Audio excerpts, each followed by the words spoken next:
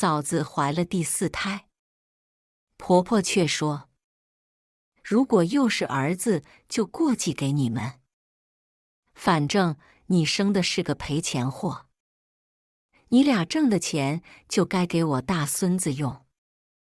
我严词拒绝，他们却打起我女儿的主意，想要她死。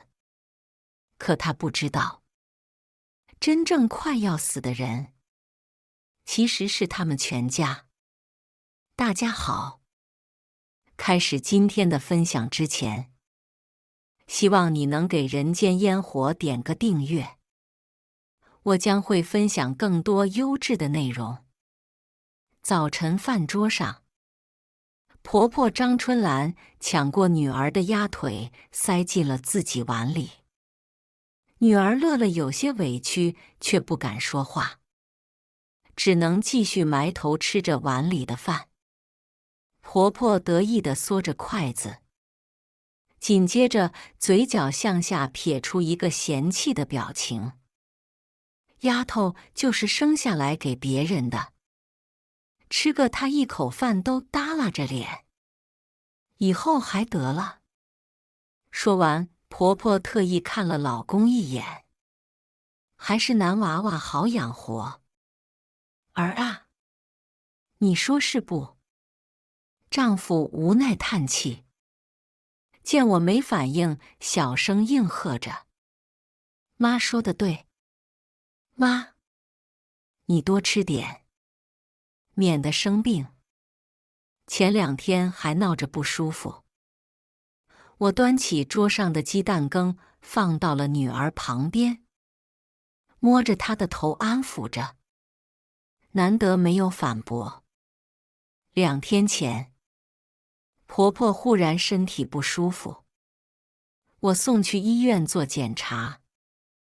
电子报告单是刚才出来的，查出是宫颈癌，好在是中后期，还是有一定的治愈可能，但我还是不知道怎么开口。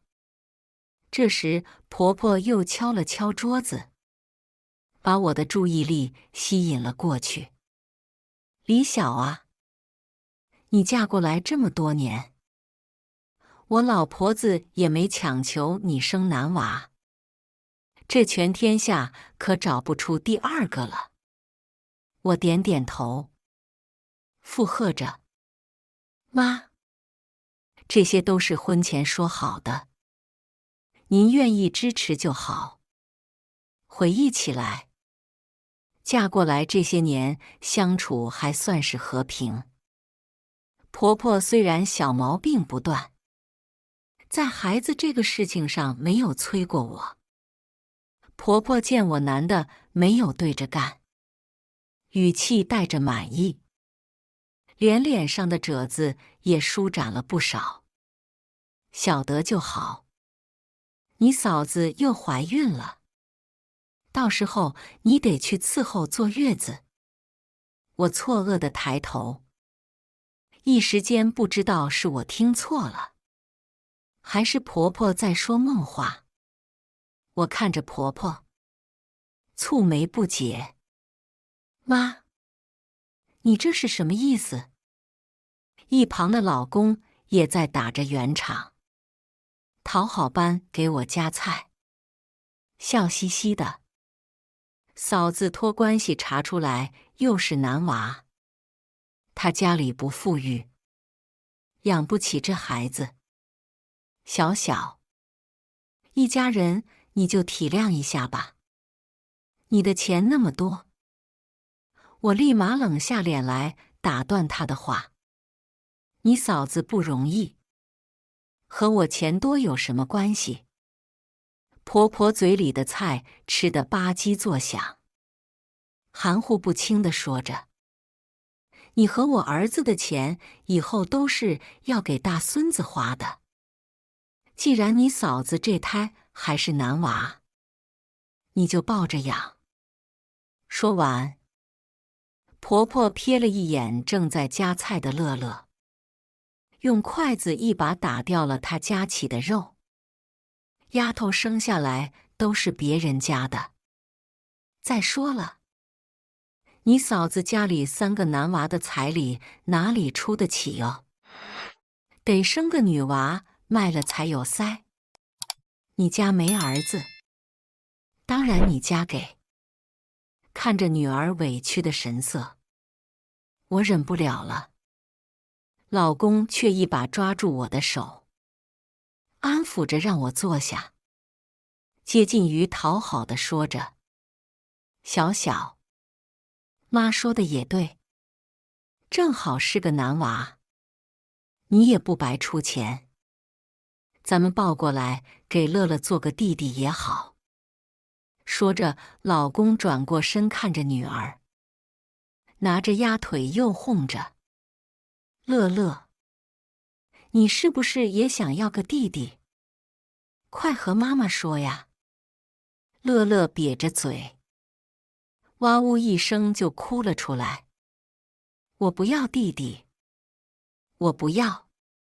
呜呜，有了弟弟，妈妈就不要我了。”我心疼地抱起乐乐安慰，冷眼看着丈夫，狠狠踹了一下他的椅子：“你们都别想了，我有女儿，不需要别人的孩子，我的钱1分都不会花在他们身上。”婆婆刚要生气，好像忽然想到了什么，眼神落在乐乐身上，眼睛滴溜一转：“哎呦，这大的小的气死人喽！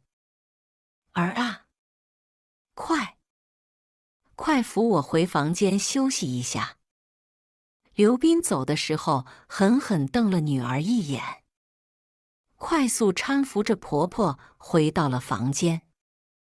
我看着桌子上的剩饭，思绪回到了从前。曾经的我们不是这样相处的。我叫李晓，7年前认识了刘斌。他为人老实憨厚，性格温和顾家，最重要的是对我无条件的支持。当时我看到了自媒体的风口，先要创业翻身，周围人都劝我安稳赚这2、3千，别瞎折腾。只有刘斌站在我身边，给我情绪上的支持。我一开始并不喜欢刘斌，他是农村单亲家庭长大，头上还有个已经结了婚的哥哥，家里还有个强势母亲，让人窒息。可刘斌的坚持打动了我。刘斌再三保证，婚后只生1个孩子，并且确定他的母亲不会和我们住在一起，影响彼此生活。在他的软磨硬泡之下，我松口了。婚后也算过得平淡幸福。正好我新媒体事业飞升的时候，怀上了乐乐。我顺理成章地在家养胎和工作。大半年前，婆婆忽然打电话哭诉自己身体1年不如1年，常常觉得乏力难受。婆婆在电话里面哭诉自己老了，不中用了，说自己辛苦把2个男娃拉扯长大，到头来也享不了福。来回几个回合，就算是傻子也懂了他的意思。于是2家商量，一家半年养着，上半年在大哥大嫂家，现在轮到了我们家。可今天早晨的对话，让我不得不起疑心，嫂子4胎这个事情，会不会是他们提前计划好的？此时，女儿乐乐扯了扯我的手：“妈妈，是不是因为我，妈妈才和爸爸吵架的？”女儿小脸上满是泪痕。眼神里是不该出现在这个年纪的害怕和担心。我蹲下身，和女儿平视，心也跟着抽疼。女儿从小很懂事，就是大家口中的天使宝宝，从来不闹腾。我虽然在家，却长时间忙于工作，亏欠了乐乐很多。我抬手摸着乐乐的脑袋，最后把他抱在怀里。没有，你永远都是妈妈唯一的孩子，乐乐。没有人能让你不高兴，就算是奶奶和爸爸也不行。乐乐眨巴着大眼睛，听见我没有责怪他的意思，又破涕为笑。好，我只爱妈妈。小孩子的世界总会把一点点小事儿放大。也许家长不在乎，但是孩子在乎。吃完饭后，我把女儿送去了幼儿园。走在路上，打开了自己的自媒体后台，看着增长缓慢的粉丝数量和下跌的数据，心态快要炸裂。我急需新鲜的东西来拯救我的自媒体事业。正当我准备好好反思一下的时候，忽然老公家族群里弹出了无数个信息。平时这个家族群很沉默，现在未读信息都有300-400条。事出反常必有妖。此时，正好一个新的他出现。老婆，他们就是说话直，你千万别介意。我一头雾水地点进去，最先一条就是婆婆发的。乐乐就是个赔钱货，李小正的钱就该给我大孙子用，他凭啥子不养老4？顿时，我感觉一股子热血涌上心头。我快速把这300-400条信息看完了。这一大家子人从头到尾都在指责我的恶毒。嫂子崔莹也在群里阴阳怪气。我4胎这是在为国家提高出生率，也是在为刘家争气。下面一排的大拇指都快把它飘到了天上去。紧接着就是对我的抨击。老公大伯发了一个生气的表情，配上了一段字。现在年轻人只想着自己。紧接着老公的婶婶也跟着说话。白来一个儿子还不高兴？你这要是搁以前，都是要被打死的。几百条信息，除去对嫂子的夸赞和对婆婆的同情，剩下全是对我的抨击。从为了刘家到为了国家，真是层出不穷。他们还敢扯到出生率上面，还真是几年不发疯。这些人当我都是软柿子了。我挽起袖子，噼里啪啦的就是打字。大舅、二伯、婶婶、嫂子、大哥，现在出生率这么高，哪里低了？很快，他们见我出来，也都跟着附和，齐刷刷地打起了问号。甚至还有一个试图甩当前国家新生儿数据上来。你嫂子都生3个了，你才能一个赔钱货？让你出点钱还不乐意？你看看这些年的出生率数据，难道不低吗？我不屑一笑，他们恐怕不知道，我之所以愿意和刘斌这个软柿子结婚，一方面看着他确实老实懂事，另一方面，我有那个自信能拿捏住这群奇葩亲戚。我看着那满屏的出生率，手再次按到了键盘上。瞧瞧，这不是挺高的吗？看我们群里就有不少出身，男的、女的、老的、少的都有。群内安静了1秒，下一秒全部炸锅，所有人都对我发来了问候。笑话，当我是什么人？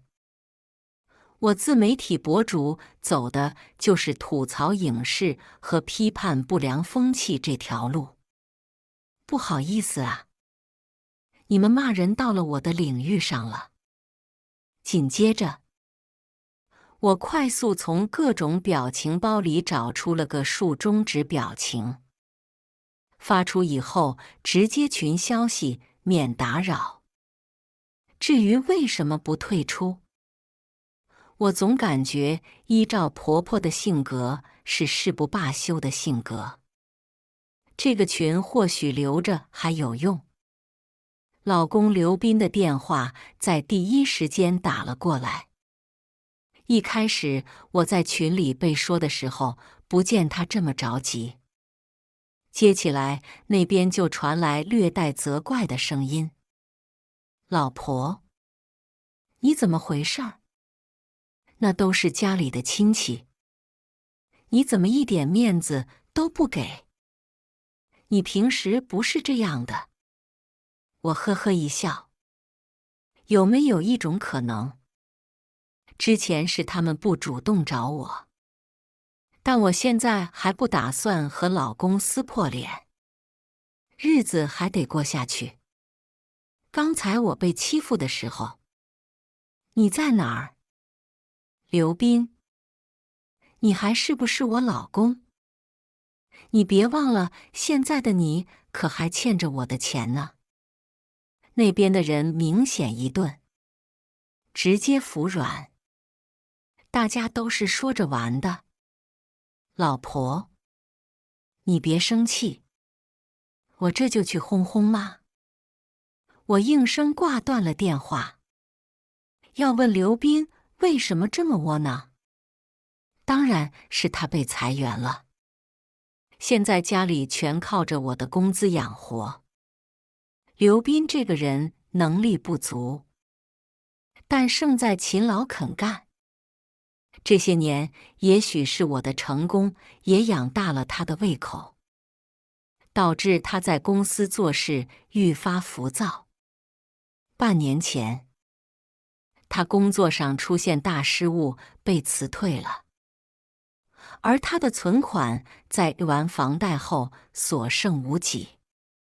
可，这不就是他当初想要的劣质吗？当初在我的自媒体还没有起色的时候，我的工资一个月固定3000，而房贷一个月就要3500。他当时工资比我高3000，一个月能挣6000。当时我希望他能不能先缓几个月，等我起来，或者等等我再去找份兼职。当时刘斌的表情好像吃了屎一样难看。第二天他回来跟我郑重地讨论了这个问题。我到现在还记得他当时的这套说辞：小小，你是孤儿，我和你可不一样，我还有我妈妈要养，我妈妈把我养这么大不容易，我得每个月打回2000啊。我当时沉默着没有反驳。我们都是从农村出来的，不可避免会对于钱看得比较紧。于是我问他：“那你想怎么办？”我这2个月真的没能力平摊房贷了。当时的刘斌立马就笑了，拉着我的手，和我发誓保证：“老婆，新社会都是男女 AA 的。如果你最近实在没钱，你应出那一半，算我借你。当时我心里就在想，我一定要努力赚钱，一定要有财富自由，然后等到那么一天，对他说出这句话：如果你没有钱，我可以借你，但是一定要记得还哦。现在，我等到了。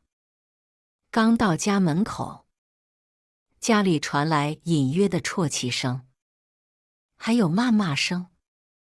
我打开门的一瞬间，所有声音都停了，大家齐刷刷地看过来。我看着他们这群人这么早就过来了，是来兴师问罪了。大哥，嫂子，你们今天怎么来了？嫂子那高高隆起的腹部，看着可像是7、8个月了。果然，上半年婆婆在他们家就已经知道怀孕了。我默默地收回视线，站得离他们更远了一些。嫂子崔莹从前是个销售冠军，模样好看，身段苗条。现在看她已经被生活搓磨得不成样子，身上穿着一个大棉袄，一手扶着肚子，满脸的皱纹，哪里还有曾经的模样？崔莹看见我的时候，眼中明显闪过一丝嫉妒，可很快就变成了啜泣。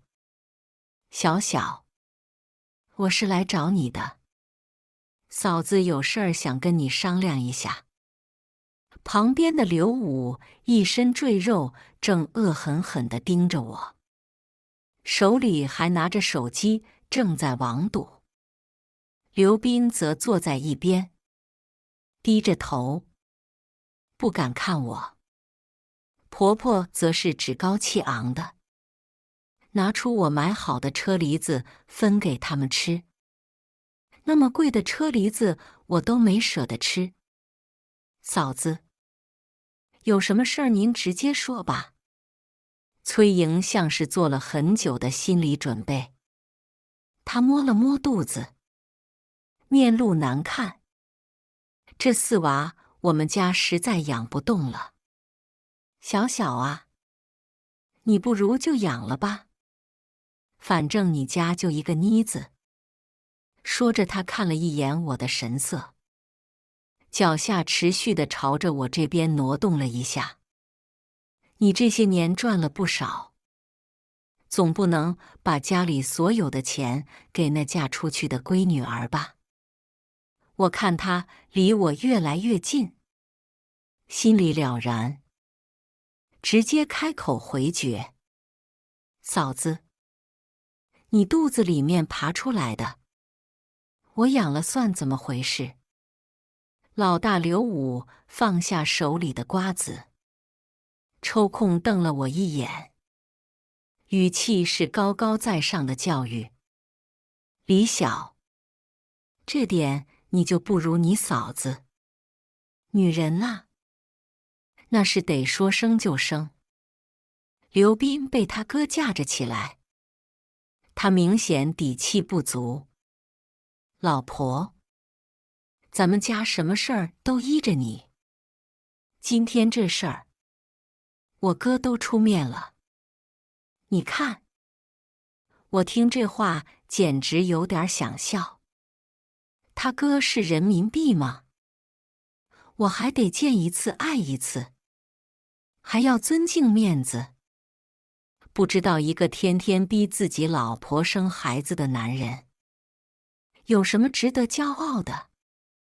大哥，我记得当初嫂子的工资可比你的高，这连生4个孩子，恐怕剩下的话，就算我不说明，大家在场，所有人也都明白了。刘武比起刘斌来多了一份大男子主义，又酷爱赌博。当初他找上崔莹，就是看上了他的赚钱能力，但娶进门又觉得抛头露面的女人不好拿捏。于是，在刘武的劝告下，崔莹开始了生孩子的旅程。一个不行，接着第二个、第三个、第四个，这都6年没有出去工作了。那当崔莹的工资每个月都能到1万左右，而现在她只能伸手要钱。崔莹的脸色立马变得难看，她愤愤不平望着我，眼中恶毒。我知道这种眼神是自己跌入深渊也要把另一个人拽下来的念头。小小，我们都是妯娌，你别把话说得这么难听。说着，崔莹拉上我的手，我感觉到了一阵粗糙。低头看见她那明显生了茧的手，还有些后怕。如果当初我没有经住诱惑，后果不会比他好到哪里去。4娃马上就要出生了，这个孩子我们就给你。你家一个女儿怎么都说不过去。祭拜的时候怎么面对祖宗？我笑了，手下依是晃了晃手机，然后冲着崔莹说着：嫂子，既然女人生的娃只能认男方家的祖宗，那关我家祖宗什么事儿？崔莹的脸色瞬间刷白，她可能没想到一向看着好脾气的我，竟然能对她说出这样的话。人嘛，都是这样的，柿子还挑软的捏呢。婆婆在一边听着龇牙咧嘴，恨不得上来抽我2耳光。崔莹好像急了，她握着我的手，强行拽着我的手往她肚皮上放。你摸摸看，这个孩子已经成型了，你真的忍心吗？道德绑架这一套对我可没有用。我冷漠地抽回手。如果你们还是想让我养这个孩子，那就请回吧。我已经说过了。说到这儿，我故意停顿，看着他们所有人，然后拿出手机拍摄记录。以其人之道还治其人之身。我只有乐了一个孩子，别人家休想从我这里拿走1分钱。眼看着崔莹都要生气了，我立马跳开到另一边，拿起手机对着他们那边。嫂子，你可不要碰瓷儿啊！你要是在我家里磕了碰了的，没有手机还真的很难说清。我从进门就发现了，在刚才嫂子站着的地方，特意被滴了好多食用油，还有几颗不知道从哪里来的玻璃珠。而他们几个人的眼神暗示不知道彼此接收到没，但我肯定是接收到了。这又不是写小说，同在一个屋檐下，谁能接收到算谁的本事。刘武拼命地想要嫂子过来拉我的手，刘斌胆子小，一直盯着这块地面。婆婆则是一种即将办成事情的得意。我低下头，特意把视频放大，对着地上的玻璃珠子和油渍，故意用着西瓜条的语气：家人们，谁懂啊？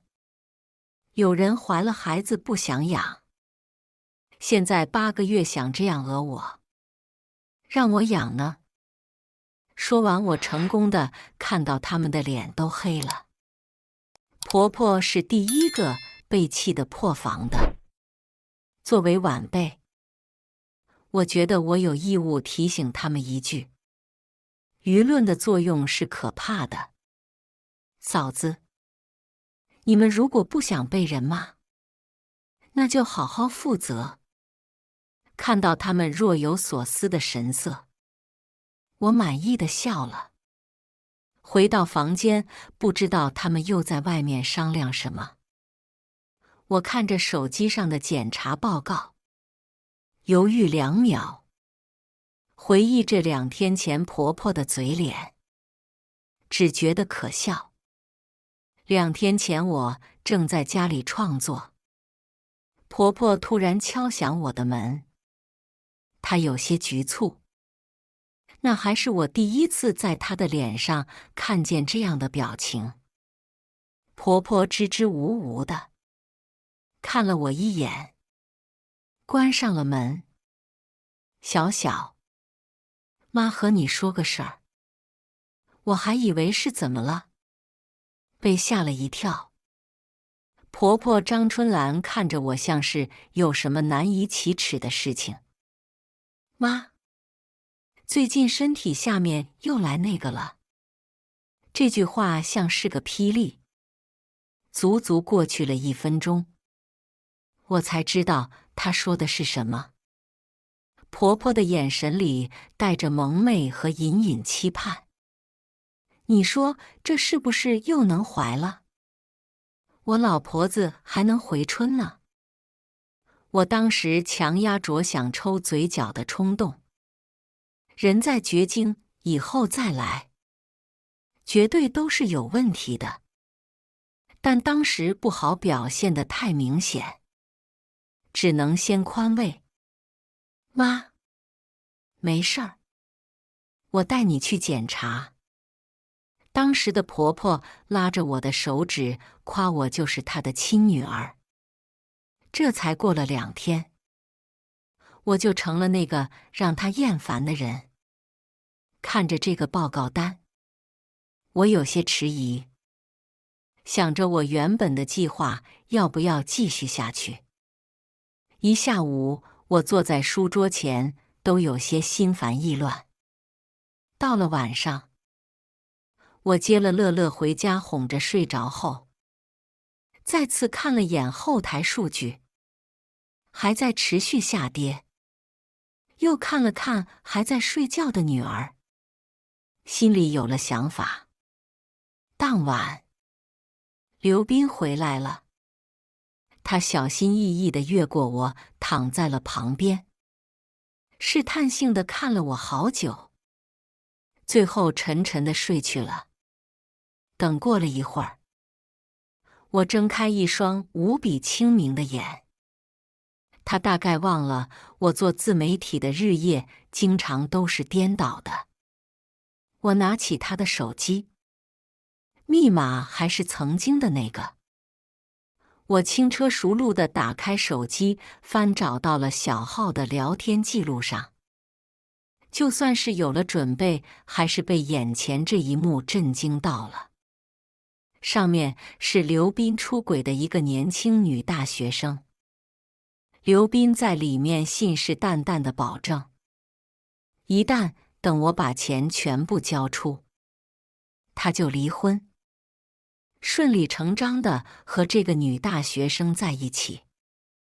我知道刘斌一直在图我的钱财，但我万万没有想到他竟然想要我和乐乐的命。他竟然联合他的哥哥，想要把4娃过继到我的名下，再把我和乐乐拐卖杀害。4娃顺理成章继承到了所有钱，而我和乐乐只会在深山里面受尽折磨。好得很。我捏紧了拳头，真不愧是7年之痒。发现刘斌出轨是在5个月前，当时的他被离职，心情很差。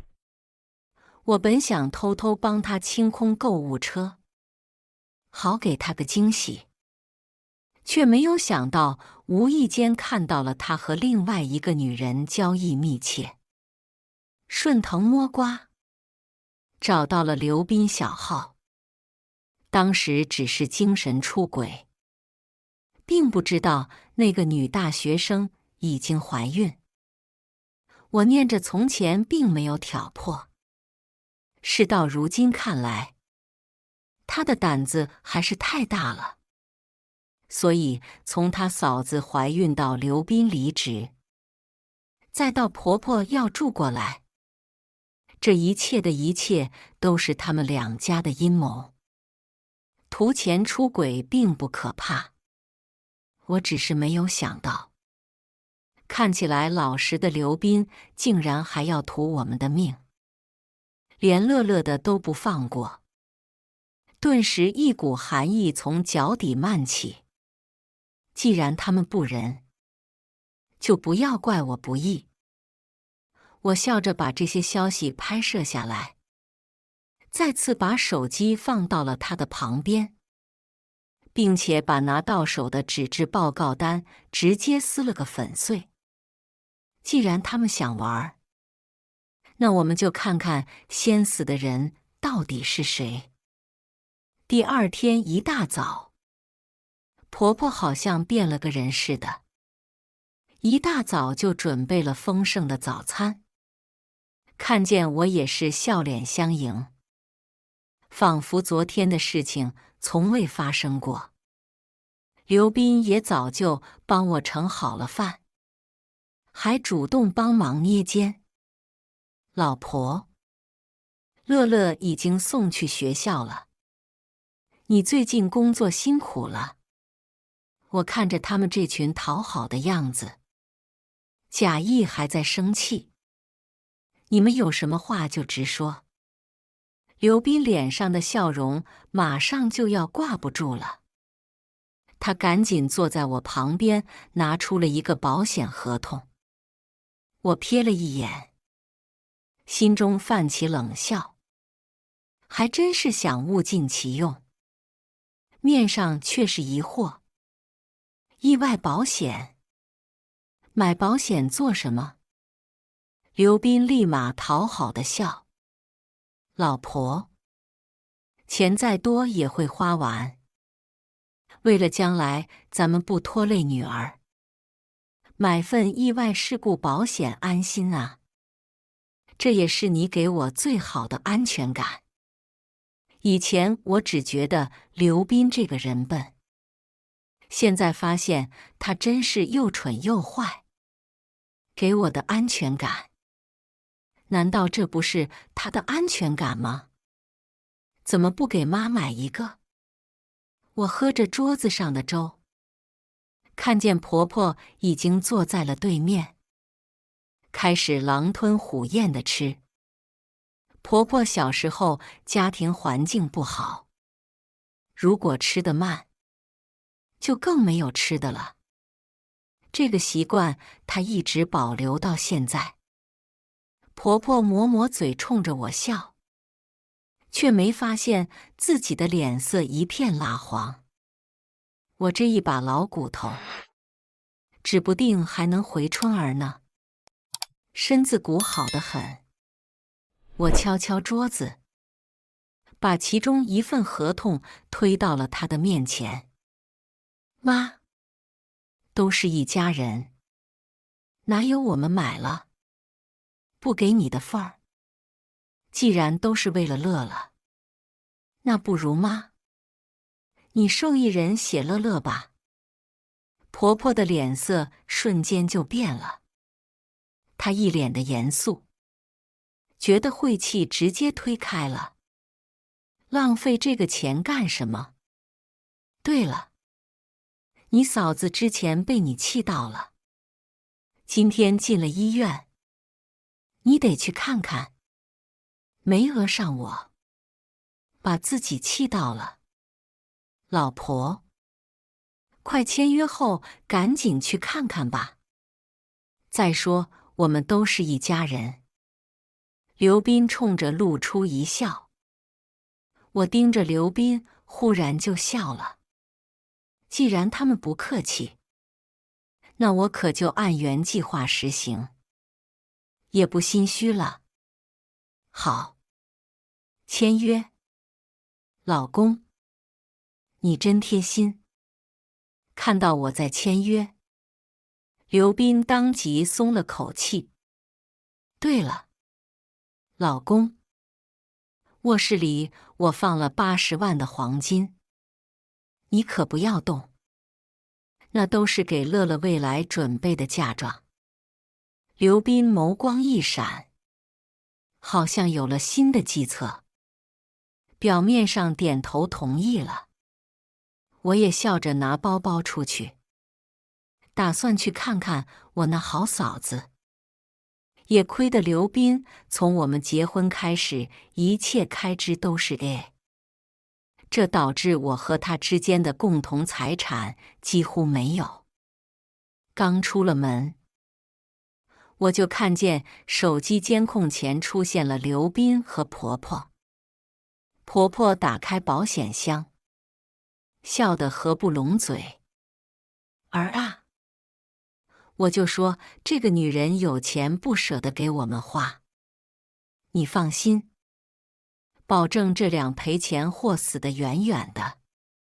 妈，咱们得加快速度了。小丽怀孕了，我可不想我儿子没名没分的出生。刘斌的眼神死死盯着这些钱，仿佛已经是自己的囊中之物。儿子，拐卖，行，可真行。我稍微整理了一下手上的证据，视频、录音、杀妻骗保、出轨记录，现在孩子都有了。不错，全了。下一秒，一个直播链接被转发到了家族群里。嫂子和大哥正在直播，直播间的人数刷刷地往上涨，无数礼物砸在他们头上。嫂子在直播镜头里痛哭流涕。我们是没钱，可我们也不是没有骨气。我们昨天去借钱，李晓不同意就算了，还把我差点打到流产。对，他就是那个100万粉的博主。说这大嫂在镜头里面哭得更凶了。随着热度的上升，无数的观众涌现进来，评论几乎所有都是一边倒。我的账号也都被扒了出来。不出意外的，我火了，真不错。上次感受到这样的热情还是在6年前。我笑着看猛然增长的数据，这些恶评在我眼里都是未来的枪支。还有一部分我的粉丝正在帮我解释和辩驳。既然他们想要这些多，那我也要从他们身上拿回来才是。下一秒我收到了嫂子发来的信息：李晓，你以为你的自媒体能火多久？今天你不要4娃也得要，你的一切都是我们4娃的。发完就撤回。崔莹还是很谨慎的，毕竟我是做自媒体的，她知道我会在第一时间看手机。自己发烂发臭还想拉着我。面对这样的人，我一般是直接回复鄙视表情包的。可这次我没有，反而反手甩了个定位。来这个地方。崔莹，你不想摆脱现在的生活吗？你不想逃离吗？我关了手机。打算让子弹先飞一会儿。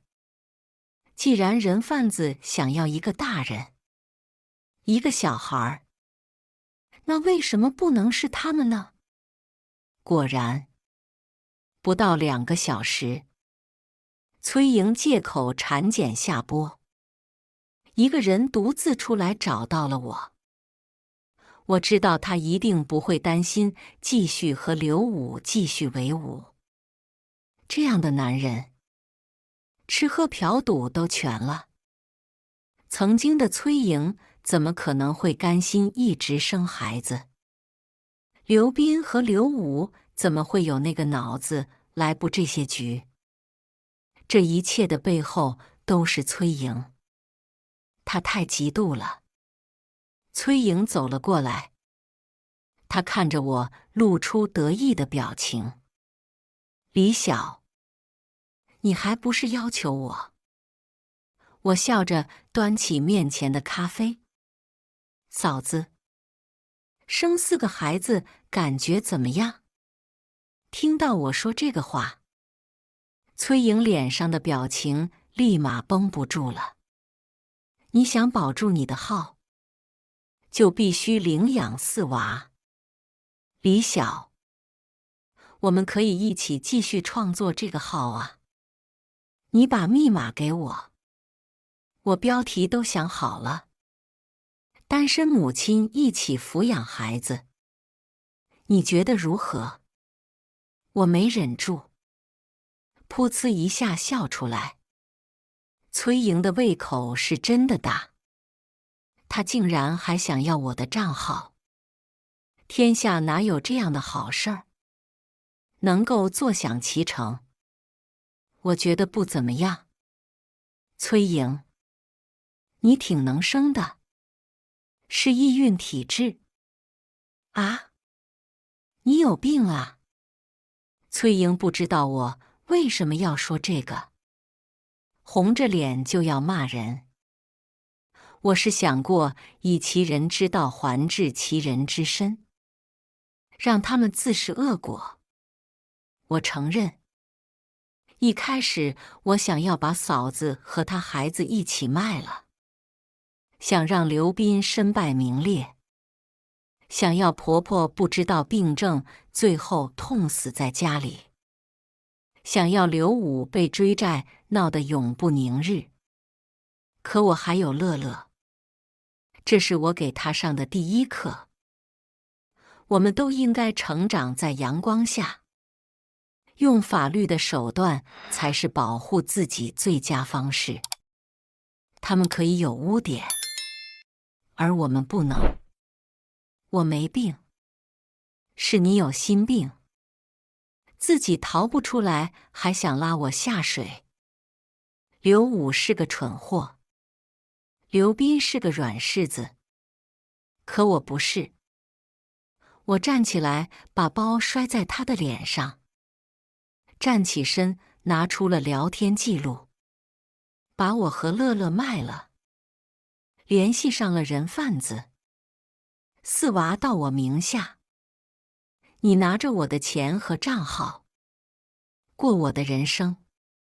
崔莹，你的胃口不小，表面看似是让刘斌能和他的情人拿到这笔钱，刘武能用我的钱去还赌账，但最后受益人只有崔莹。崔莹当即就慌了，他眼中的恶毒不再掩饰，就那么直勾勾地望着我。凭什么你可以风生水起？李晓，我比你差在哪里？你对他们狠就算了，你敢算计我和乐乐，我也不甘示弱。其实从一开始我发现刘斌出轨，正是因为不爱他，所以我当时想着以这个作为思考点来盘活自媒体，随后走离婚大女主人设。但是没想到婆婆患病，她的病情让我动摇了。可没想到刘斌他们背地里还下了这么一盘大棋。是又怎么样？崔莹拍桌而起，扶着腰谩骂着：“李晓，你以为你有多大能耐？还不是站在了风头，成为了会飞的猪。”我不说话了，站起身，冷眼看着监控，等着警察的到来。一些证据不需要我出手，自会有专业的人士来破解。崔莹只看到了我的成功，但她没有看到我日夜颠倒，拼命写文案到深夜，没看到我被骂的时候崩溃到痛哭，更没看到我是如何一边带着生病的乐乐，一边想着段子。他只知道，站在风口上，猪都会飞起。你说话呀！你怎么不敢了吗？崔莹咆哮着，他的计谋被揭穿，现在一切都晚了。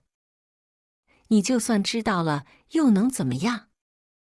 你现在不是没事儿吗？我笑着骂了一句：“蠢货！不知道什么叫做犯罪未遂吗？”很快，警察就涌了进来，他们把崔莹团团围住。你已经涉嫌违法了，请跟我们走一趟。所以当时的脸立马刷白。他看着我眼里的恶毒，再也藏不住。你敢报警？你竟然敢报警！你别忘了，我怀着刘家的孩子。我双手抱胸，捡起桌上的包包，里面还有一个录音笔。随后，先把家族群里的聊天记录发在了我的个人账号上。舆论风波出现了无数的反转。这只是开始。崔莹直到被带上警车，都还在骂骂咧咧。他想要把手机摔了，销毁证据，可已经来不及了。手机这些作为直接证据已经被控制住。我相信，要不了多久，警察就能全部破译。我听着崔莹的谩骂，心中有些感慨。曾经我和他也是真心交过朋友的，我们两个都不服现在的生活情况，我们心里都有一口傲气在，所以我拼了命地往前爬。而他最终倒在了黎明前。他总想着生完这个，一切都好了。可他低估了人性的丑恶，也高估了自己的自律。很快，警察顺藤摸瓜抓到了还在医院里面重新开启直播的刘武和婆婆。我跟着警察来到了医院。婆婆就是村里老人，以前连村镇都去得少，什么时候见过这样的阵仗？被吓得原本就因为失血过多的脸色又黄了1度，同时身下感觉到一股热流。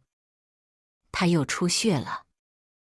婆婆尖叫着，撒泼打滚躺在地上。警察同志，你们抓我干什么？我没犯错。我大儿子就是赌博没钱，我们马上就能还上了。别抓走啊！我站在警察后面，笑着他们现在还不清现状，也觉得婆婆可笑，于是冲着她挥了挥手。婆婆，你身体不好，还是先配合警方办案吧。婆婆听见我的声音，立马跑过去。李晓啊，你有钱，你先给妈借点。你得出力呀。要是刘武进去了，我们老刘家可怎么办？他还有4个娃。我抽出手，默默拉开距离，语气却温柔。婆婆，你的大儿媳已经进去吃牢饭了。我不是说了吗？你的孩子孙子和我有关系吗？再说了，是我报的警。婆婆听到我的话，连挣扎都忘记了，差点一口气都喘不过来。你好狠的心啊！我们老刘家有什么对不起你？婆婆指着我破口大骂，细数着这些年她儿子的付出，恨不得把她儿子自己拉的屎都说成是为了我。我当着她的面儿，转身看向警察。对了，多谢妈提醒。还有我的老公，他出轨，意图杀妻骗保，偷我的财产，参与人口拐卖，一起抓了吧。婆婆一听这话，两眼一白，直接昏死过去。也正好在医院，她直接从这个病房出去，到了另一个病房抢救。刘斌当时就在看直播，发现警察进来后，直播就被掐断了。刘斌还以为是要债的上门了。这些年他哥偷偷网赌，屡教不改，他们已经给了很多钱填窟窿了，但这些钱就像是美食，只会不断冲大他的胃口。这次竟然又欠到了100万，他们就看上了李晓的钱。现在好了，钱还没有要到，他哥先被抓了，自己的哥哥和妈妈被抓了。他第一时间竟然是给我打电话。此时的我正坐在警车里，看着不断响起的手机，觉得他脑子有病，真当自己是大怨种吗？随后还是接了起来，毕竟这又是一个热门。老婆，我妈他们被抓了，你在哪儿啊？你快回来，我们赶紧跑吧。我听着那边着急的语气，怎么感觉他担忧的不是被抓了，而是怕影响到自己。我特意按下扩音器。你想怎么办？老婆，我们接上乐乐，带上钱赶紧走吧。肯定是我大哥赌博被人给告了。我大哥的事儿可不能影响我们一家。我强忍着不笑，看着窗外不断逝去的风景，心里非常畅快。感谢我的前夫为我提供的素材。你大哥竟然赌博被抓，你不去救他们吗？我们3个人把生活过好，比什么都强。老婆，你带上乐乐，我们搬到别的城市去。听到他这种不要脸且自私的话，我彻底的笑了。我们3个走，那你的儿子和小丽怎么办？刘斌，你真蠢。有没有一种可能，是我把你们都告了？说完我就挂断了电话。在他还在发懵的时候，警察已经找到了他和情人的住处。就说关键时刻还得靠警察的力量，要是我自己指不定还得找2天呢。自己找还侵犯隐私，找到刘斌的时候，他还和那个女人正在床上缠绵，连衣服都没来得穿起。也许是他觉得现在钱到位了，竟然敢直接上床了。这下好了，人证物证都在，还是官方记录视频。我点开手机后台，果然当初的谩骂全部变成了道歉。大家把这些被骗的怒火又转移到了他们几个人的身上。这次我是真的火了，并且是个完美受害人。我勤勤恳恳在家照顾家里，而没想到被刘斌一家子背刺，老公出轨，家族人群都是奇葩，嫂子4胎男娃，大哥赌狗一枚，婆婆狭隘自私。这些放在一起比网络小说还要精彩。无数的广告商在此时找上门来，甚至有些开出了天价，邀请我和他们一起合作，都被我一一拒绝了。一时的流量不是我想要的，长期的收益更让人心动。由于证据确凿，刘斌他们辩无可辩，我成功离婚。老公因为数罪并罚被送入监狱，老大刘武也没有避免，据说还多了一条袭警。至于崔莹，她怀着身孕，马上就要生产，她给了4个孩子一条命。现在孩子也减轻了他的罪孽，延后关押。只是一个没有钱的家庭，到底应该拿什么来养4个孩子？他曾经的梦想终究会败于现实。婆婆这几天情绪激动，直接导致了病情的恶化。现在的她整个人都消瘦了，脸色蜡黄，手上的皮肤像是罩在身上的一层塑料，随时都要破了。我去看了她，一开始婆婆还在骂骂咧咧，可当她知道全家只有我的时候，她变了态度。我当然缴了钱，给她请了护工，有时候活着等待自己的儿子出狱，在感受着身体一日不如一日才是最痛苦的。